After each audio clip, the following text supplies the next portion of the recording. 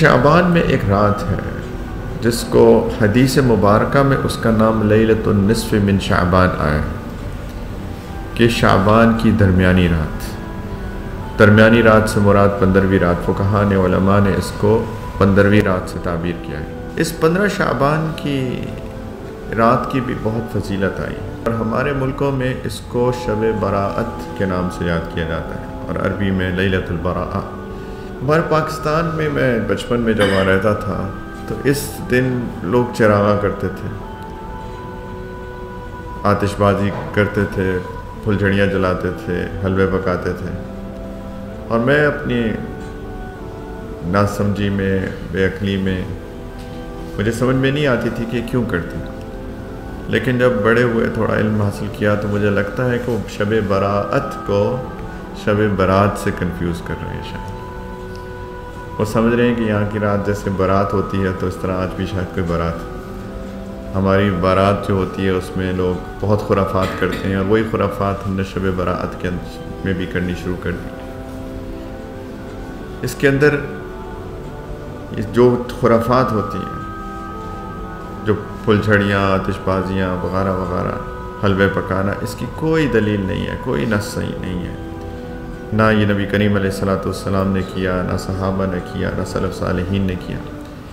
تو پلیز اس کی رات کی اہمیت کو سمجھیں۔ اصل میں 3 طرح کے گروہ ہیں۔ ایک گروہ وہ ہے جو کہ اس رات کی کسی بھی فضیلت کا قائل ہی نہیں ہے۔ وہ کہتے ہیں جتنی بھی احادیث آئی ہیں اس بارے میں وہ من گھڑت ہے، موضوع ہیں یا شدید کمزور ہیں، لیکن ان کا یہ دعویٰ ٹھیک نہیں ہے۔ دوسری طرح کے لوگ وہ ہیں جو سمجھتے ہیں کہ ساری سال جو مرضی کرو، جھوٹ بولو، چوری کرو، دھوکہ دو، زیادتیاں کرو، ظلم کرو، اور بس شب برات کے اندر 2 رکعت پڑھ کے کچھ اللہ کے سامنے معافی مانگ لو اور بس ہماری جنت کے جانے کے لیے ہی کافی ہے۔ اور تیسری طرح کے لوگ میں نے وہ بتایا جو بھی کہا ہے، بدعات، خرافات،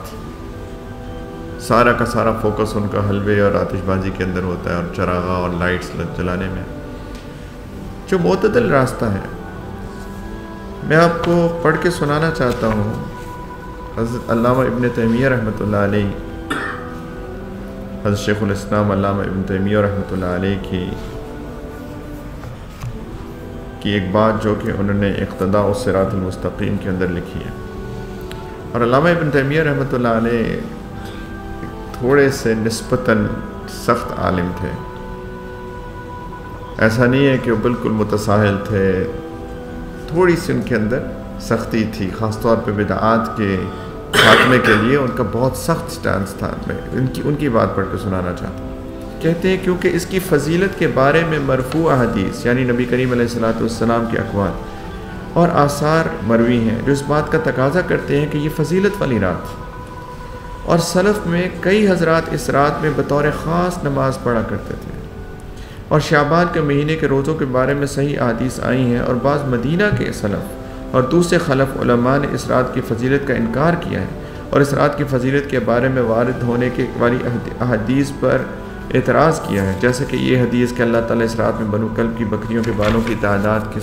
سے بھی زیادہ لوگوں کی مغفرت فرماتے ہیں، اور انہوں نے یہ کہا ہے کہ اس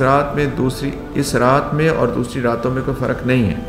مگر اکثر اہل علم یا ہمارے اصحاب میں سے اکثر